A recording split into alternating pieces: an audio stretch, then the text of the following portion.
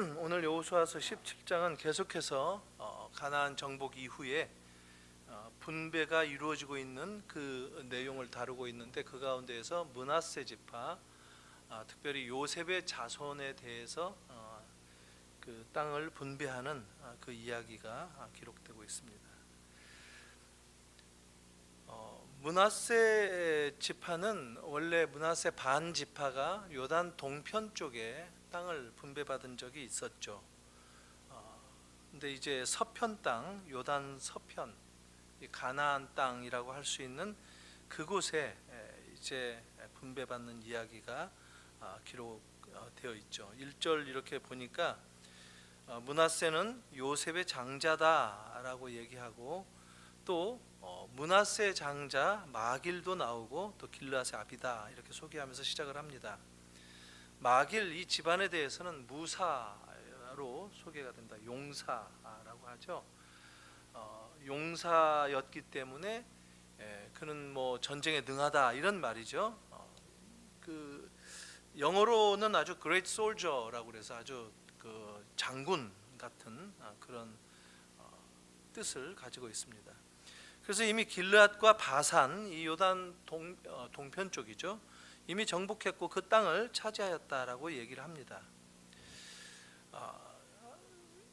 먼저 용맹스러웠고, 또 믿음으로 더 좋은 땅들을 이미 요단 동편 쪽에 차지했었다 얘기를 하는 것이죠. 그런데 그 므낫세 반지파는 역시 요단 서편 쪽에 땅을 분배받기로 했었고, 그 동편 쪽의 반지파가 땅을 이미 받았을지라도 그들은 다른 형제 지파들을 돕기 위해서 요단강을 건너면서도 앞장서서 이 가나안 정복을 거들었던 그런 입장이었는데, 이제 그 남은 므낫세 반지파가 요단 서쪽에서 어떻게 땅을 차지했는가 하는 것을 요단 동편 이미 차지한 므낫세 반지파와 더불어서 소개를 합니다. 여호수아에서 사실 이 땅을 분배하는 이야기가 나오는 이 본문들은 사실 뭐 참 패턴에 따라서 규칙적으로 일정하게 나열되어지는 그런 이 기록이기 때문에 그렇게 읽는 것도 재미도 없고, 또 내용도 빤하다라고 할 수가 있죠. 그러니까 누가 뭐 어디에 땅을 차지했다, 또 그 땅은 어떤 땅이다, 이런 설명들만 반복적으로 나오는 그런 패턴이기 때문이죠. 그런데 오늘 이 17장 그런 그 땅 분배의 이야기 가운데 아주 주목할 만한 유명한 성경의 이야기 하나가 또 나오죠. 반드시 알아야 할 내용이고, 제가 언젠가 한번 설교도 주일 설교 때인가 한 기억이 있습니다. 바로 슬로보앗의 딸들 이야기가 3절부터 나오는데, 3절에 보니까요, 헤벨의 아들 길르앗의 손자 마길의 증손 므낫세의 현손 슬로보앗은 아들이 없고 딸뿐이다. 그 딸들의 이름이 5명이 다 기록되어서 나오고 있습니다. 예외적이죠. 아마 이 딸들 이름을 이렇게 기록한 저자의 의도는 아주 분명해 보입니다. 왜냐하면 슬로보앗이 아들이 없어서 보통 짐작하기에 대가 끊겼구나 생각을 할 터인데, 그런 사람들의 생각을 아예 차단시키기 위해서 딸들을 마치 족보를 연결하듯이 딸들의 이름을 열거하고 있다 하는 겁니다. 참, 이 구약 성경인데 어떻게 이런 그 스타일의 본문이 있을까? 이런 것들을 유대인들은, 특히 이 바리새인들이라든가 이 전통적인 유대인들은 어떻게 이해할까 하는 생각이 들기까지 합니다. 사실 구약 성경의 특징이다라고 한다면 족보 아닙니까? 족보는 어떤 하나님의 특별한 인물을 띠고 태어날 사람들을 소개할 때 항상 족보 먼저 등장이 되는 것이고, 그래서 족보는 굉장히 하나님의 이 약속이 어떻게 연결되는가 하는 그 관점을 살펴보는 데 있어서도 중요한 역할을 하고 있는 기록물이라고도 할 수 있습니다. 하나님 스스로도 소개할 때 이 율법 책에 아주 종종 소개되는 게 뭐냐면 예언서도 마찬가지예요. 아브라함의 하나님, 이삭의 하나님, 야곱의 하나님. 마치 하나님 스스로 족보에 이렇게 묶여서 소개되는 그런 형식으로 잘 등장하기도 하는 거죠. 그런데 하나님이 이렇게 족보를 기록할 때 의도하시는 것은 그 족보의 그 자체라기보다 그 이면에 써내려가는 어떤 하나님의 메시지, 그 아주 생각할수록 놀라운 그런 이야기가 뭉쳐져 있는 그런 흐름, 이것을 우리에게 전달하기 위함이다라는 것을 우리가 이 족보를 통해서 이해할 필요가 있습니다.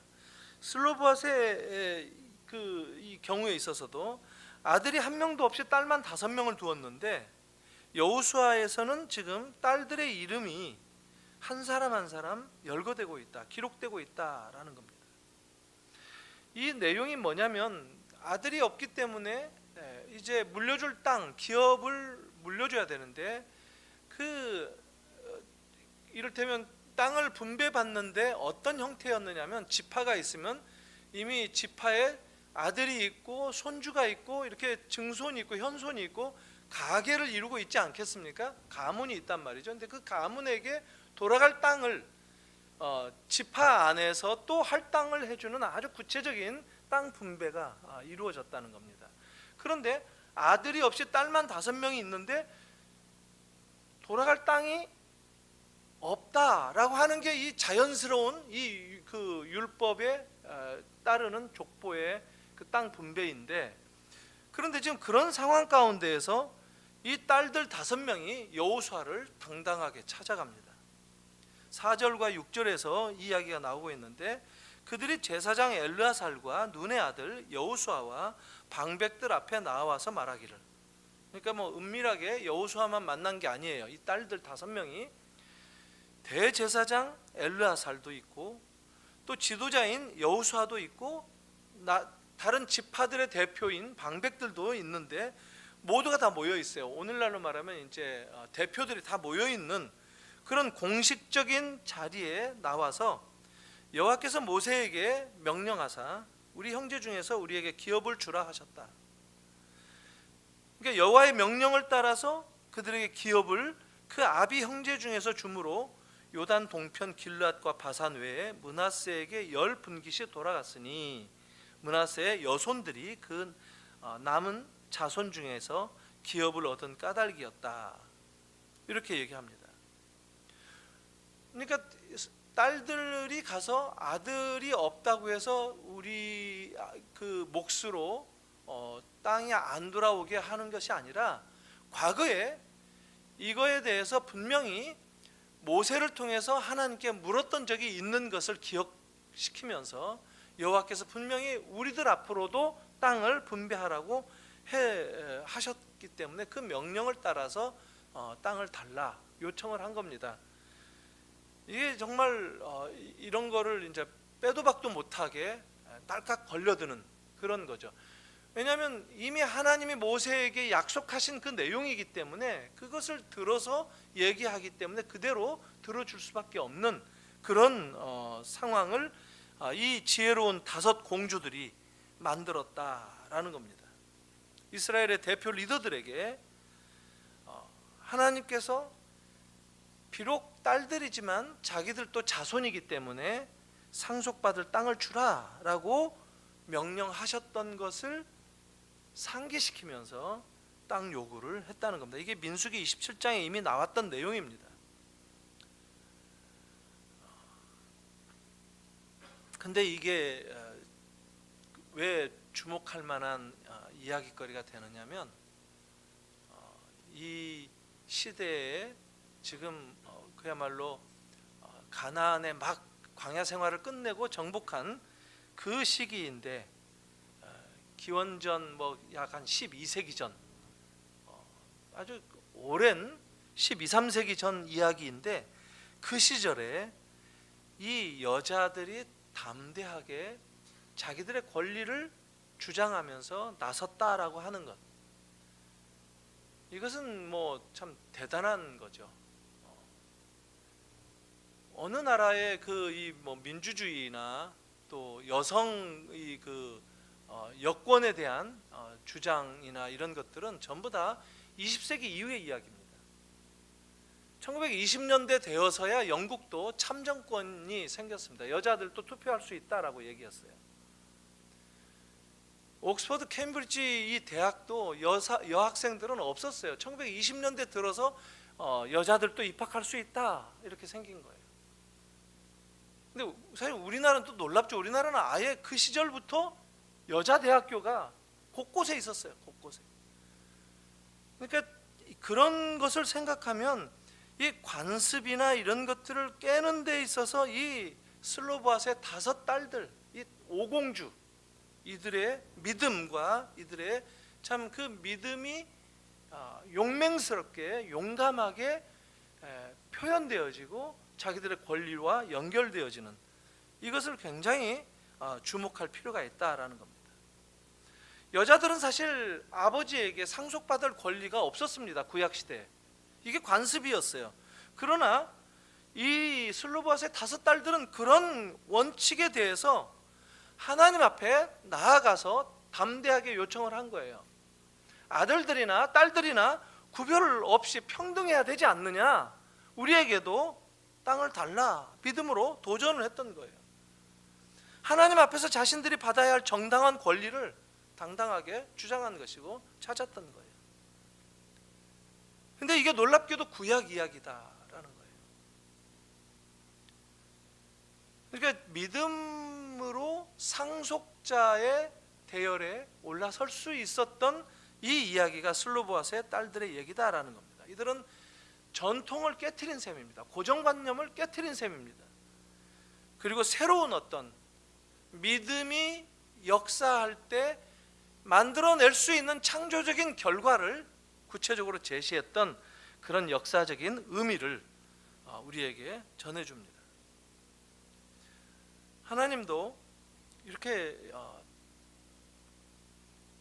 담대하게 분명한 어떤 이유를 가지고, 그리고 약속에 근거해서 찾아오는 그런 성도들, 그가 혹 이 관례라든가 또 이 전통이나 이런 것에 비추어서 어긋나는 일이 있다 할지라도, 그럼에도 불구하고 하나님은 반드시 그런 성도들에게 응답하신다라고 하는 것을 아주 구체적으로 선례로 보여준 그런 사례가 이 슬로보아스의 딸의 이야기다라는 겁니다. 굉장히 중요한 이야기라고 할 수 있겠습니다. 저는 개인적으로 우리 교회도 이렇게 통념을 깨트려야 된다라는 생각을 합니다. 고정관념을 깨트리는 곳이어야 되는 거예요. 교회가 십자가만 바라보고 십자가에 대한 믿음만큼은 변해서는 안 되지만 그 외 모든 것들은 다 변할 수 있다라는 생각을 가지는 게 필요하다는 거예요. 그런데 십자가를 믿는 핑계로 다른 전통, 다른 고정관념 이런 것들에 매여 가지고 한치도 더 앞으로 나가지 못하는 그런 경우가 의외로 많이 있는데, 이런 통념을 깨트리는 그런 일들이 많이 일어나야 된다 하는 생각을 한번 해봅니다. 슬로보아스의 딸은 바로 그런 구체적인 우리에게 그런 도전을 주는 말씀의 사례다라고 볼 수 있겠습니다. 7절부터는 이제 계속해서 우리가 참 여러 지역들 그 발음하기도 어색한 그 지역들의 그 이름들이 계속 나오고 있는데, 므낫세가 차지한 땅들의 경계를 얘기한 것입니다. 요단의 동쪽과 서쪽으로 나뉘어서 땅을 분배받았던 이 므낫세 지파에 이쪽도 있고 저쪽도 있고 경계가 더 요단 동서로 나눠졌다라고 하는 것을 강조하고 또 드러내는 그런 설명이 지금 열거되고 있는데, 그런데 12절 13절은 또 그 말미에 보면 우리가 듣기에 별로 안 좋은 나쁜 인상의 내용의 그 말씀이 있습니다. 뭐냐면 므낫세 자손이 그 성읍들의 거민을 다 쫓아내지 못했다라는 얘기를 합니다. 그리고 가나안 사람들은 그곳에서 아예 결심을 하고 그 땅에 거주했다라는 말이 기록되어 있습니다.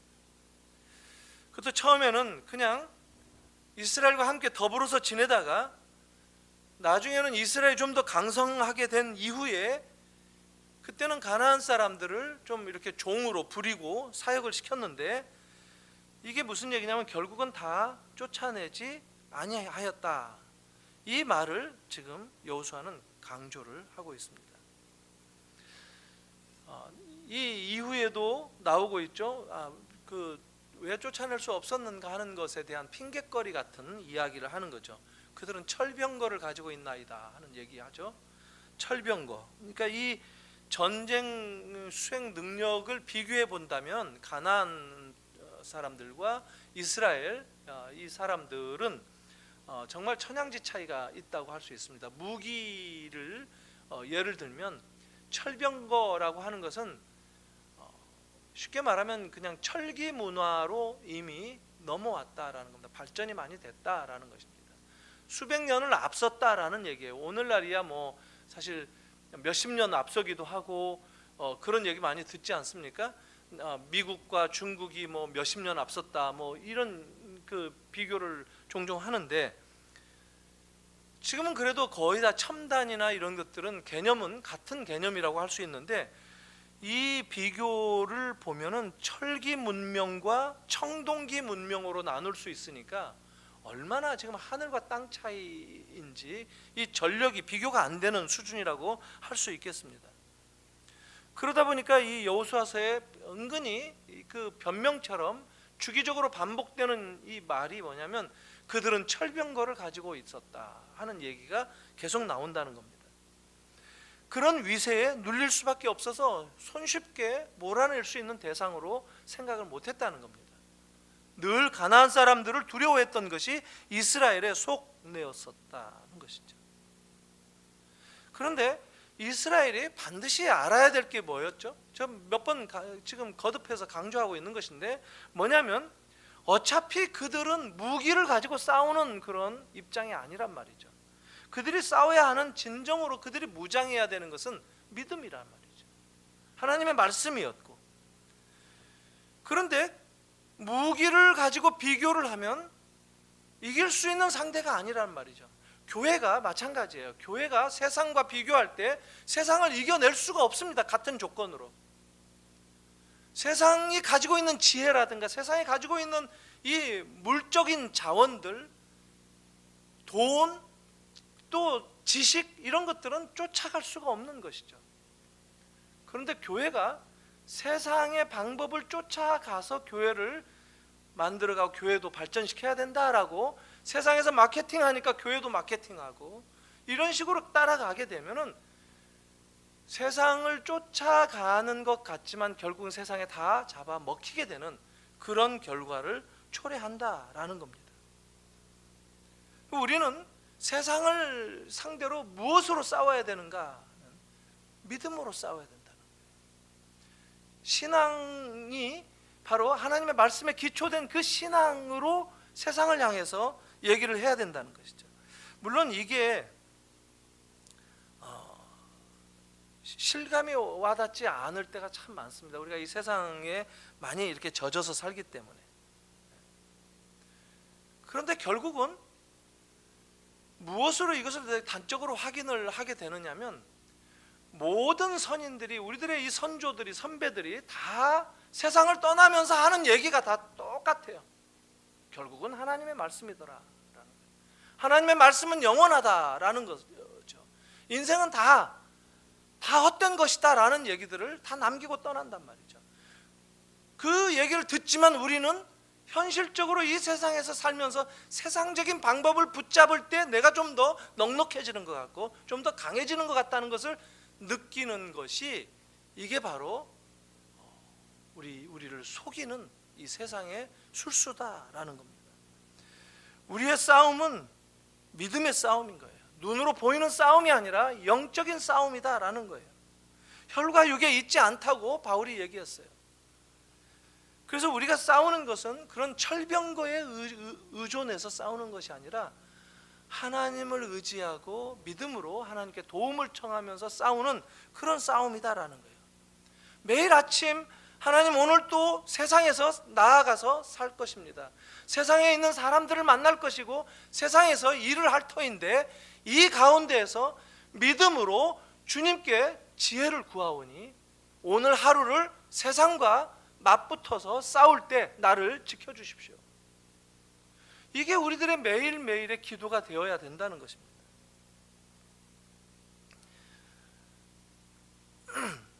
므낫세가 사실 이스라엘 전체가 그렇게 행동을 한 것인데 므낫세가 행동을 한 것을 보면 참 한심한데요. 가나안 땅 처음에 정복했던 그 초기에는 보면 가나안의 연합군들이 얼마나 막강하다고 했습니까? 그런데 이 므낫세는 그 중에서도 선두에 앞장서서 싸웠던 용맹한 사람들이었어요. 앞에 1절에 나왔죠. 그 길르앗의 아버지라 그는 용사였기 때문에 앞장서는 아주 장군과 같은 그런 기계가 있는 사람들이었다는 거예요. 그런 므낫세 지파, 이 므낫세 자손들이 지금 이제 와서 땅을 차지하고 살 때 이 패잔 세력들을 하나 쫓아내지 못해서 그들과 더불어서 살고 허덕이면서 지낼 수밖에 없었던 것, 이게 도대체 무엇 때문인가? 이게 바로 해이해진 신앙이다라는 거예요. 세상에서는 종종 왜 도덕적 해이, 모럴 해저드라는 말 많이 하죠. 이게 페이스 해저드다라고 하는 거예요. 신앙이 해이해졌다라는 거예요. 우리도 살면서 종종 경험하지 않습니까? 한때는 뭔가 좀 신앙이 굉장히 역동적으로 뭐든지 이겨낼 수 있을 것 같은 그런 생각이 들다가도 점점 뭐 해보니 그게 그거더라 하면서 무너지는 이런 해이한 신앙이 우리를 덮칠 때가 있다라는 것이죠. 그리고 나중에 이 므낫세 지파들은 힘이 생겼는데 가나안 사람들을 자기네들에게 이 노역시키면서 그냥 노비로 데리고 있었다는 거. 오늘날로 말하면 3D 노동자, 3D 업종의 노동자로 삼고 말았다라는 것이죠. 하나님은 그들을 쫓아내라, 진멸하라 이렇게 명하셨는데 므낫세 지파나 모든 이스라엘이 다 그랬는데 그런 하나님의 말씀을 무시하고 자기들의 이익을 먼저 챙겼다 하는 것을 오늘 말씀에서도 이렇게 기록하고 있다는 겁니다. 바로 그들이 나중에 겪게 되는 골칫거리들은 전부 다 여기에서 생겨난 것이다라고 성경은 미리부터 포석을 하는 그런 설명을 내리는 겁니다. 14절부터 마지막 18절까지는 요셉의 자손들, 요셉 자손 해봐야 므낫세, 에브라임 이 두 지파인데 여호수아에게 나와서 불평을 했다는 내용이 나옵니다. 요셉의 자손들이 여호수아 지도자에게 나와서 땅 분배가 왜 우리한테 너무 적게 됐느냐라는 것을 가지고 불평을 하는 겁니다. 우리는 두 몫을 주기로 해서 두 몫을 줘야 되는데 왜 한 몫만 주고 말았느냐라고 따진 거예요. 사실 여호수아는 에브라임 자손 아닙니까? 그러니까 여호수아도 요셉의 자손인 거예요.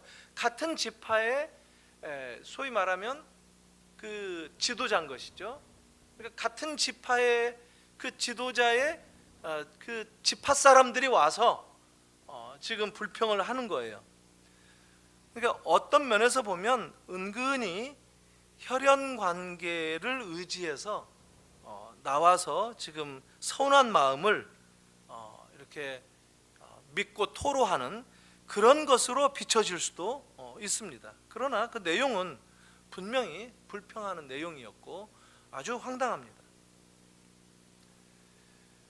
사실 야곱의 아들은 요셉이었죠. 그래서 여기서는 요셉 자손이라고 얘기를 하는 겁니다. 그러나 지파로 따지면 므낫세와 에브라임과 므낫세 손주들인 거죠. 근데 손주들인데 각각의 지파로 이스라엘의 12지파에 요셉의 두 몫을 차지하면서 올라왔는데, 이미 므낫세 반지파는 동편 땅을 차지했으니까 요단 서편 땅까지 차지하면 결국은 두 지파의 몫을 받은 셈이에요. 그리고 삼촌들과 어깨를 나란히 해서 지파로 인정받는 이런 정도의 에브라임 므낫세의 대접은 하나님의 놀라운 축복이라고 말하지 않을 수가 없는 거예요. 그런데 그럼에도 불구하고 지금은 오히려 자기들은 더 큰 대접을, 더 높은 수준의 대접을 받아야 된다라고 생각하고, 쉽게 말하면 그 좀 교만한 주장을 하는 겁니다. 지금 여호수아에게 불평한 내용을 보면 좀 아주 재밌는데, 당신이 나의 기업을 위하여 한 제비 한 분깃으로만 내게 주심은 어찌 된 일입니까? 이게 뭐냐면, 여기서 주어가 뭐냐면 당신이, 여호수아가 땅을 이렇게 분배해 줬다는 거예요. 그거에 대해서 지금 불평을 하겠다는 겁니다. 여호수아가 땅을 분배했습니까? 하나님이 명하신 대로 여호수아는 실행했을 뿐이란 말이죠. 그런데 지금 이 요셉 지파는 아무리 혈연 관계를 의지하면서 나왔다 할지라도 여호수아를 상대로 지금 불평을 털어놓는 거예요. 당신이 이렇게 왜 한 분깃만 주느냐라고 했다는 겁니다. 이게 말이 안 되는 얘기예요. 왜 그러느냐면, 땅 분배에 있어서는 이것은 절대적인 하나님의 주권이에요. 하나님의 분배를 해주신 거고 하나님의 땅을 나눠주신 것이죠. 그런데 마치 땅을 여호수아가 준 것처럼 말하고 있단 말이죠. 그리고 같은 지파인데 왜 더 신경을 써주지 않았느냐, 이렇게 얘기를 한다는 겁니다. 그게 섭섭하다, 서운하다, 여호수아에게 말한다는 것이죠. 본래 가나안 땅 분배 방법은 이스라엘 가나안 땅에 들어가기 전부터 하나님께서 이스라엘의 초대 지도자였던 모세에게 분명하게 선언하면서 명령하신 말씀입니다. 이렇게 분배해야 될 것이다 라고 여호수아 이전에 모세에게 명하신 말씀이다 말이죠. 그러니까 요셉 지파가 여호수아에게 나와서 불평한 것은 상당히 아주 앞뒤가 맞지도 않고, 그들이 섭섭한 마음을 토로한 것일지언정 따지고 보면 하나님의 주권을 인정하지 않는 아주 회개한, 자기들은 그냥 섭섭한 마음을 여호수아가 자기 같은 동족이고 같은 지파니까 털어놓았을 뿐인데 라고 얘기할 수 있어요. 그래서 작은 불평이었다라고 주장할 수 있을지 몰라도 이것은 하나님의 주권을 철저하게 무시하는 처사다라는 겁니다. 교회에서도 지내다 보면요, 어떤 사람들은 인간적인 관계를 의지해 가지고 막 이렇게 하자 저렇게 하자, 이렇게 좀 해줄 수 있지 않느냐라고 얘기하면서 목표를 자기들이 설정하고 자기들이 주장하는 경우들이 의외로 있어요. 은근히 속으로는 자기 중심적이고 자기 욕심 때문에 그러면서 아무리 친하게 지냈다가도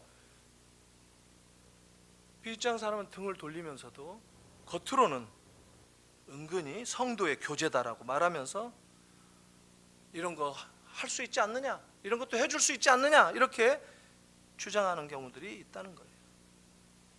교회를 사교 모임으로 생각하거나, 교회를 모르는 거예요. 교회 주인이 하나님이시다라는 것을 모르는 거예요. 하나님의 말씀을 우리가 어떻게 들어야 되는지를 전혀 모르는 거예요. 종친회 비슷하게 생각해요.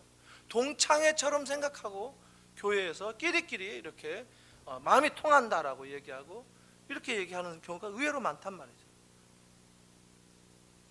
제가 지난 6년 동안 이런 얘기 계속 주기적으로 해왔어요.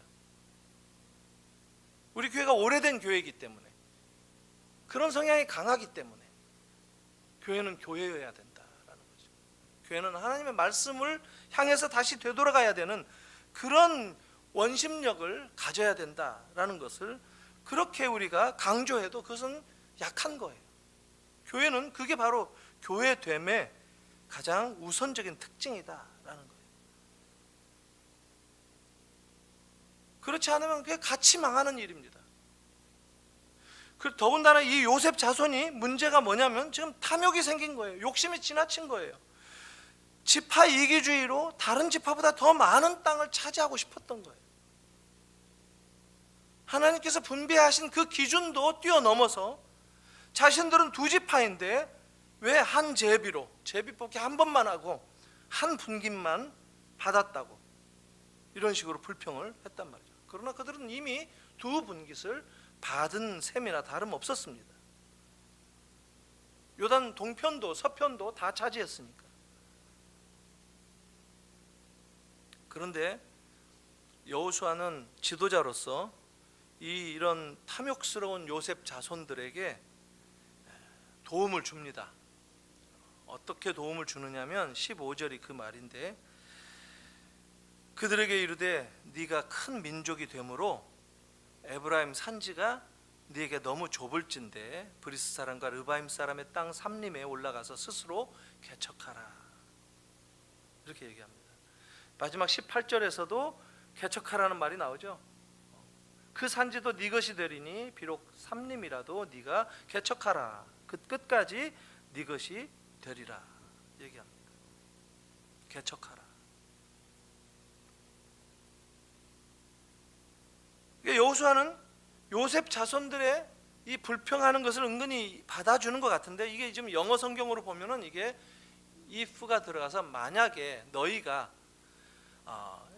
그 숫자가 더 많아져서 에브라임 산지가 내게 너무 좁을진데, 이 말이 만약에 너희가 숫자가 많아져서 이 땅이 좁게 된다면 땅을 넓힐 수 있지 않느냐, 너희가 스스로 개척해서 스스로 땅을 넓혀라, 이런 얘기예요.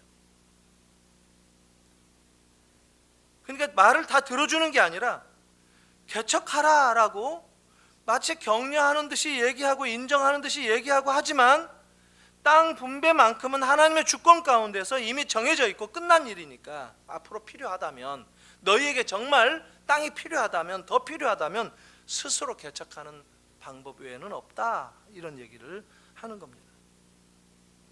그리고 어떤 영토를 넓히라고 방향까지 정해줍니다. 브리스 사람과 르바임 사람이 살던 삼림으로 올라가라, 산지를 개척하라 하는 것이죠. 땅이 좁다고 불평하는 요셉 자손들에게 삼림에 올라가서 스스로 개척하라, 이렇게 명한 겁니다. 스스로 곧 자립적으로 다른 사람을 의지하지 말고 하나님만을 의지하고 개척하라라는 겁니다. 여기서 개척하라는 뜻이 바로 농사와 관련된 용어죠. 땅을 일구고 논이나 밭을 쓸모있는 땅으로 개간하는 것, 쿨투라라는 말이 여기서 나왔죠. 컬처라는 말도 여기서 나왔어요. 문화, 개척하는 것. 새로운 땅, 새로운 진로, 새로운 운명을 창조적으로 개척하라 하는 거예요. 처음으로 열어나가는 것, 이것을 개척하라 하는 겁니다. 개척하기 위해서는 어떻게 하죠? 산지에 있던 또 다른 원주민들을 몰아내야 되겠죠. 그러려면 여기서도 또 나오죠. 마치 개척하라 하니까 철병거가 있다, 또 핑계를 댑니다. 그러니까 철병거에 대한 두려움을 벗어 던져라 하는 겁니다. 가나안 땅 사람들이 문명으로, 이 철기 문명으로 만들어낸 그런 무기에 대한 두려움이죠. 그들은 군사적으로도 발달되어 있다 하는 거예요. 하나님 없이 사는 사람들이 자신들의 지혜와 자신들의 힘으로 만들어낸 기술의 결과물, 이것이 철병거라고 할 수 있습니다. 이 문명의 이기가 하나님의 백성인 요셉 자손들을 지금 두려운 대상이 되었고, 그들을 지금 두렵게 만들었습니다. 오늘날도 마찬가지, 오늘날 성도들도 마찬가지고 교회도 마찬가지입니다. 하나님의 자녀들의 주눅드는 그런 대상들이 무엇이죠? 돈이나, 어떻게 보면 우리가 이 세상에서 우리와 비교하면 우리는 너무나도 왜소하고 상대도 안 될 것 같은 그런 일들이 얼마나 많은지 모릅니다. 그러나 성경은 그런 가운데서 말씀 붙들고 믿음으로 담대하게 나아가라, 그거면 충분하다라고 계속해서 얘기한다는 겁니다. 결국은 믿음만 남을 것이다 라는 거예요. 이걸 쉽게 말하면 뭐 젊은 사람이라고 다 모르는 게 아니지만 표현하기 쉽게 보면, 인생을 막 살아야 되는 사람들은 아직 몰라요. 그런데 인생을 다 살아본 사람들이 보기에는 아, 인생은 결국 그거구나 라고 그때 가면 깨닫지 않습니까? 그렇단 말이에요. 근데 이 신앙이 바로 그렇게 깨달아야 될 건데, 아, 내가 살아보니까 60년, 70년, 80년 살아보니까 믿음이면 되더라, 이런 얘기들을 해줘야 되는 건데, 그래서 젊은 사람들이 그 믿음의 길을 쫓아가도록, 따라가도록 해야 되는 건데, 그게 마땅한 일인데, 믿음 가지고는 부족하다 라고 한다면 어떻게 그 길을 찾아갈 수 있겠는가 한다는 겁니다. 사랑하는 성도 여러분, 오늘 우리가 살아가는 이 시대도 마찬가지입니다. 우리가 하나님의 말씀을 듣지 않는다면 무엇을 들을 수 있겠습니까? 하나님의 말씀을 우리가 듣는다고 한다는 것은 그 말씀을 계속 묵상하고 그 말씀대로 내가 부족하지만, 내가 힘이 없지만 그래도 나에게 주어진 내 형편 속에서 어떻게든 이 한 자락이라도 이 말씀대로 따라 살려고 하는 그런 자리로 이끌림을 받기 위해서 애쓰는 그런 삶으로 살겠다라고 하는 것. 오늘 우리들 가운데 하나님은 바로 이런 모습을 보시기를 기뻐하신다라는 겁니다. 갈수록 하나님의 말씀을 참 듣는 것도 피곤해 여겨지는 경우가 많이 있습니다.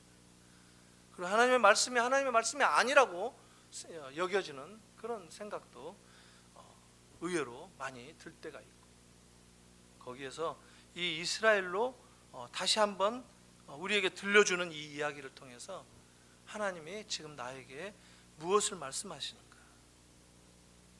므낫세 지파를 통해서 이 요셉의 자손들이 땅을 분배받는 데서 일어났었던 그 모든 이야기들 가운데 주제가 다르고 내용이 전혀 다른 이야기들이 열거되고 있는데, 슬로바스의 딸들이 땅을 상속을 받았다라는 이 주제는 전혀 다르지 않습니까? 요셉이 땅을 작게 받았다라고 요셉 자손들이 불평하는 얘기는 전혀 다르지 않습니까? 그러나 그 모든 다른 이야기들을 관통하는 주제는 뭐냐면 믿음이라는 겁니다. 하나님의 약속이고, 그 믿음을 붙들고 한 걸음 한 걸음 주님과 동행하겠다라고 한다면 바로 하나님은 나와 함께 하신다라는 겁니다. 오늘 이 말씀이 다시 한번 우리 모두에게 믿음을 불러일으키므로, 믿음이면 충분하다. 결국 내 인생에서 남는 것은 믿음이다. 내가 주님께 보일 수 있는 것은 믿음밖에 없다라고 하는 것을 다시 한번 기억하시면서 이 믿음을 붙들고 오늘 또 살아가기를 원합니다. 주님 앞에 다시 한번 우리의 모습을 아뢰는 그런 저와 여러분들이 되기를 주님 이름으로 축원합니다. 같이 한번 기도하겠습니다.